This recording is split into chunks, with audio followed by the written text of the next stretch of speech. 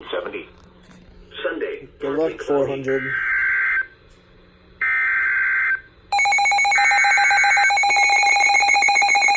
Bunch of flooders back!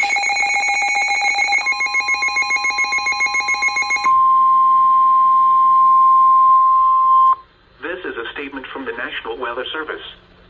For the following county, Prince George's, Maryland. The National Weather Service in Sterling, Virginia has issued a flood warning for East Central Prince George's County in central Maryland until 12:30 a.m. At 6:35 p.m., water levels are still rising due to excess runoff along the western branch of the Pawtuxet River. The gauge at Upper Marlboro shows the water levels approaching flood stage of 11 feet. At 11 feet, the Water Street Bridge in Upper Marlboro is completely covered by water. Some locations that will experience flooding include Upper Marlboro and Kettering.